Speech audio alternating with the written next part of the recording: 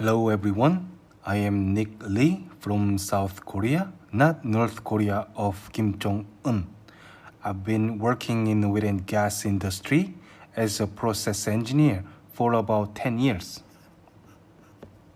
Especially, I've been designing many natural gas dehydration unit and glycol regeneration packaging. I am in Dubai now and still working as a process engineer. Today, I'm gonna explain about this gas dehydration and glycol regeneration packaging. I am 100% sure, if you want to work in UAE, like Dubai, Abu Dhabi, and so forth, understanding this gas dehydration unit will be very helpful for you to have a job here, because the gas dehydration is essential unit for gas treatment system in upstream field. Before explaining this gas dehydration unit, I would like to explain about upstream systems. I depicted in person about the upstream system. This is reservoir which has oil and gas. Of course, there is water as well. You have to know there is always water in the reservoir. That's why I told you the gas dehydration unit is essential for gas treatment. We can extract the oil and gas from this reservoir and then send it to LP separator. Of course, water also can be entrained here. In this LP separator, we can separate natural gas from the oil and water. Then the natural gas goes to the first stage compressor and go through the gas dehydration unit and finally go to the second stage compressor. This natural gas can be sent to the gas user, like you. You need gas when you cook. Or we can use this natural gas as a gas lift to extract oil and gas from the reservoir. Or we can re-inject this dry natural gas into the reservoir to maintain the pressure of the reservoir in order to maintain the oil and gas production rate. In order to send this natural gas to somewhere, either re-inject or gas lift or gas users, anyway, we have to pressurize this natural gas to send to somewhere, right? But if this natural gas is saturated with water without this dehydration unit, in the pipeline, if the water condensed in the pipeline, it causes corrosion in the pipeline. Or if the natural gas pressure is high, the gas hydrate can be formed even at high temperature above the 0 degrees Celsius. It can cause plugging of the pipe. In order to prevent this corrosion, gas hydrate, we need the gas dehydration unit before sending this natural gas to somewhere at high pressure. This is process flow diagram of gas dehydration unit and glycol regeneration packaging. Before explaining this process, I would like to explain each equipment. First, this is TEG contactor. TEG stands for 3-ethylene glycol. We normally use 3-ethylene glycol as a desiccant. This is flash drum. In this flash drum, we can flash gaseous hydrocarbon gas. And there are cartridge filters to remove solid particles and carbon filter to remove entrained hydrocarbon liquid, especially aromatics. This is reflux condenser, steel column. Under the steel column, there is a reboiler. Next to the reboiler, there is a stripping column, this one. And this is a lean, rich glycol heat exchangers. This one is surge drum. And TEG circulation pumps, lean TEG air cooler. Okay, let's say we have wet natural gas at 30 degrees Celsius and 30 bar gauge. This natural gas is saturated with water vapor. That means the water dew point is exactly same as operating temperature at 30 bar gauge, right? So our purpose is to remove this water content to decrease the water dew point from the operating temperature to minus 5 degrees Celsius, for example. So this wet natural gas is introduced to the bottom of the glycol contactor. Then this gas rises up. There is a wire mesh demister. Sometimes from the pipeline, some liquid and condensed water can be entrained. In order to prevent that entrained liquid, we install this wire mesh demister. Then this natural gas still wet. This natural gas rises up again. In this upper section of the TEG glycol contactor, we can inject 99 weight% concentration of TEG, 3-ethylene glycol. Of course, the pressure is same, should be same. Then this TEG, because this is liquid, is going down. As gas rises up, and this glycol going down, and then they meet intimately.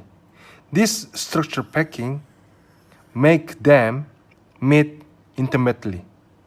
Then this TEG, we call it this 99 weight% high concentrated glycol, call it lean TEG. Lean TEG. This lean TEG 99 weight% absorb the water content from the wet gas. And then this concentration of lean TEG becomes 95% because it absorbs the water contents. And then water contents 5 weight%. So we call it rich TEG. This wet gas becomes dry gas because of lean TEG. Then keep going up. We have a demister here in order to prevent any entrained 3-ethylene glycol because this glycol system is closed loop system. If this glycol entrained with the dry gas, that means we lose glycol. Then the operator have to top up glycol again. So in order to prevent the glycol loss, we have to put wire mesh demister in the upper section of the TEG contactor. And then finally, the wet gas becomes dry gas. This dry gas going to the second stage compressor to send it to users or use as a gas lift or re-inject into the reservoir. Then this rich TEG weight% is 95%. We call it rich TEG. Still, pressure is the same as in net. 30 bar gauge, 30 degrees Celsius. This rich TEG flows to first reflux condenser. Before that, there is a control valve. In this control valve, the pressure decreases down to 5 bar gauge. Still, temperature is the same.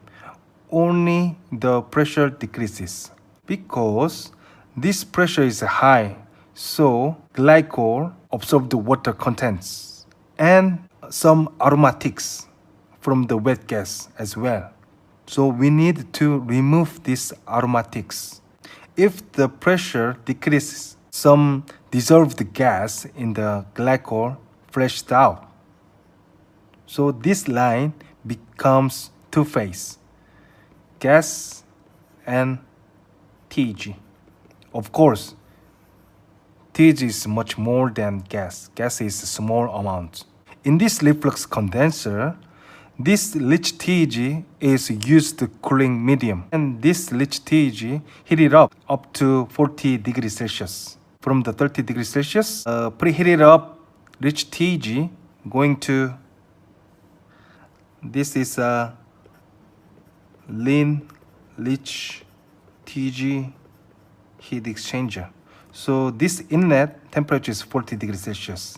And then after this heat exchanger, this rich TEG heated up more. And then this rich TEG heated up to 60 degrees Celsius. Of course, the pressure is same.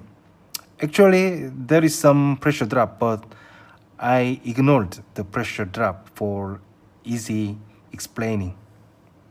Then this rich TEG flows to TEG flash drum.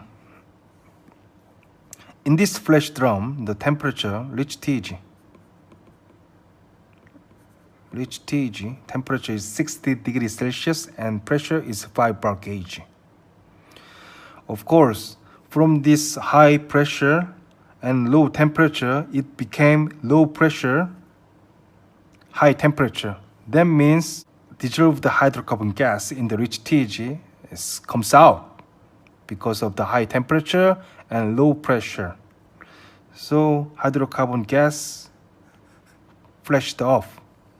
Then we can send this flashed off hydrocarbon gas to the LP flare. We can be flaring, or some client they want to recover hydrocarbon gas. It's up to client. In this flash drum, we can separate hydrocarbon. As I told you before, some rich glycol absorb the aromatics in this high pressure. As time goes by, the hydrocarbon liquid can be accumulated above the rich glycol. This is rich glycol, rich TEG. Since the density of the hydrocarbon liquid is lighter than that of the rich TEG, the hydrocarbon can be accumulated above this glycol. Then we can remove. This is a hydrocarbon skimming bucket. Then this rich TEG is sent to the cartridge filters. We have normally 2x100% cartridge filters. This one is duty. One is duty, the other one is standby. This filter maybe needed to be replaced. We can do maintenance here while the system in operation with this spare filter without any operation problem. In this cartridge filter, we can remove solid particles. After that, this is a carbon filter. Carbon filter functions to remove some entrained hydrocarbon and degraded glycol. Normally, we can design this carbon filter 15% of total flow rate because we have hydrocarbon skimming here. And then also, we have a hydrocarbon skimming bucket here. Small. I didn't indicate, but normally this TEG glycol contactor is equipped with hydrocarbon skimming bucket or facilities. So that means we have a hydrocarbon skimming removing facilities in glycol contactor and flash drum. So we can consider the amount of hydrocarbon liquid entrained up to here is very less.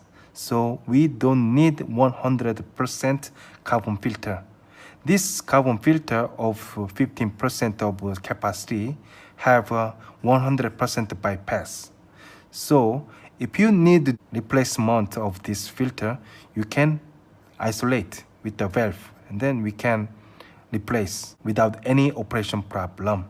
And then this rich TEG, after this carbon filter, going to lean rich heat exchanger. We call it hot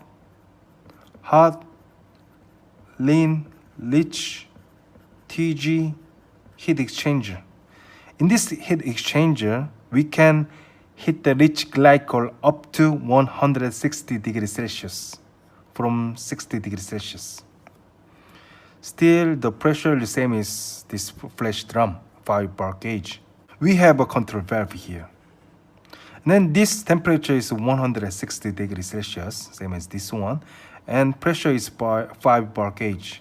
After this control valve, the temperature can be decreased a little, but I just ignored. And then we can consider 160 degrees Celsius, but pressure decrease because of this control valve. Pressure becomes 0.1 bar gauge, similar to atmospheric pressure. In this line, this is two phase, because this 3-ethylene glycol boiling point is 288 degrees Celsius. H2O boiling point is 100 degrees Celsius at atmospheric, at 1 atm. So this temperature 160 degrees Celsius. So in this line, some water is already vaporized. That means that TG concentration can be 97%, right? And then water 3%. Vaporized hydrocarbon gas or water vapor goes up here. And then the rich glycol liquid going down. In this boiler, we heat the rich glycol up to 204 degrees Celsius at 0.1 bar gauge. Since the boiling difference 288 and water boiling point is 100 degrees Celsius, we can remove water contents in the rich glycol, and we can make the concentration of 3-ethylene glycol 98% in this boiler. And that means water contents only 2% in the rich glycol. But eventually we need this 99% concentration of 3G ethylene glycol. So this concentration is not enough. That's why we put stripping column. This rich glycol, hot glycol, flows into the stripping column by gravity. In this stripping column, we inject fuel gas more. Then this fuel gas stripping water contents, remaining water contents in the rich glycol. After this stripping column, 3-ethylene glycol concentration becomes 99%. Then, of course, water contents is 1%. So finally, we can achieve this concentration by boiling rich glycol, and thanks to fuel gas. This line, temperature is 204 degrees Celsius, and then concentration is 99% TG ethylene glycol. Through this heat exchanger, do you remember? This is rich glycol line. This was 60 degrees Celsius, and then it is heated up to 160 degrees Celsius, right? And then, on the other hand, this hot lean TG, we call it lean TG because it's lean. This hot lean TG temperature is cooled down to 105 degrees Celsius thanks to this rich TG as a cooling medium. And then this 105 degree Celsius temperature cooling down more, then becomes 60 degrees Celsius. Thanks to this, we call it cold lean rich TG heat exchanger. This 60 degrees Celsius and 0.1 bar gauge with 99% 3-ethylene glycol sent to the surge drum before pumping it to the contactor again. So we have a huge retention time here.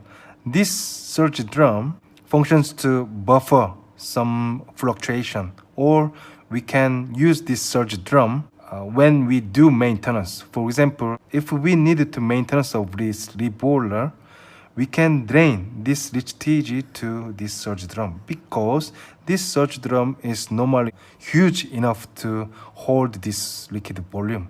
From this surge drum and this lean TG, 99%, flows to this circulation pumps. This circulation pump pressurizes the lean glycol up to this 30 bar gauge. Before sending it to glycol contactor, we need to cool down more. This is 60 degrees Celsius, right? Then this is cooler, 60 degrees Celsius.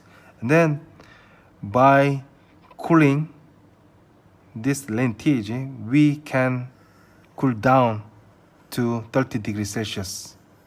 And then pressure is 30 bar gauge thanks to these circulation pumps. This cooled down lineage flows to this TG contactor again. So this is a loop system, and then this rich TG becomes lean TG. So we call it, this is a gas dehydration unit, and this green dotted part we call it regeneration package. Briefly I explain again. This rich TG leaves contactor and going to reflux condenser. After this reflux condenser, the rich TG temperature heated up to 40 degrees Celsius. This 40 degrees Celsius rich TG going to this rich heat exchanger and heated more up to 60 degrees. It's going to flash drum. In this flash drum, some dissolved gas is flashed out. This rich TG flows to the cartridge filter. In this filter, we can remove the solid particles. Then next goes the carbon filter, and we can remove some entrained hydrocarbon liquid or degraded triethylene glycol. Then this rich TG going to the hot lean rich heat exchanger, and this temperature heated up more up to 160 degrees Celsius. Then this rich TG going to the steel column. This is steel column. Some vapor goes up.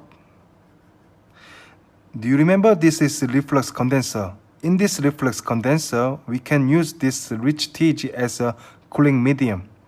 This cooling medium pass through this tube. And then this high temperature vapor functions to heat this rich TG from 30 degrees Celsius to 40 degrees Celsius.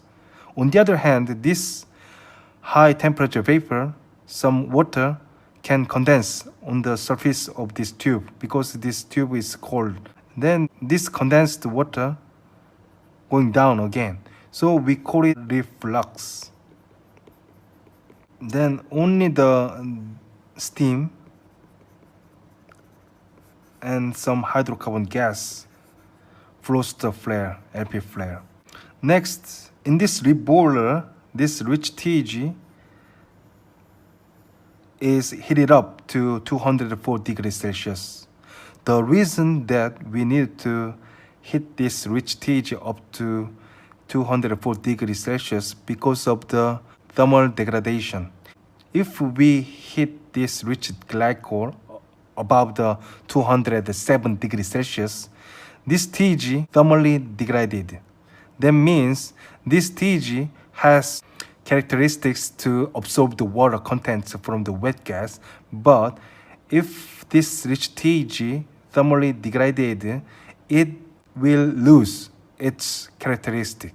So it cannot absorb the water content in the glycol contactor. So we have to maintain the temperature at 204 degrees Celsius, below the thermal degradation temperature. 204 degrees Celsius is not enough to make TG concentration of 98% to 99%. So we need to stripping more.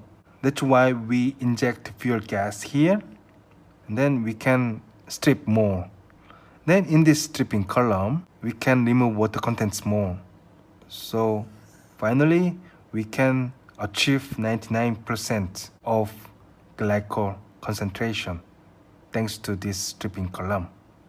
From this stripping column, we can call this glycol lean glycol because its concentration is high.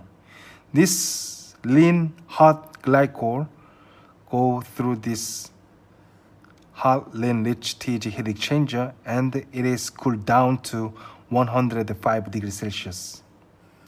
Then it is cooled down more to 60 degrees Celsius thanks to cold lean-rich heat exchanger. This cooled down lean glycol going to surge drum.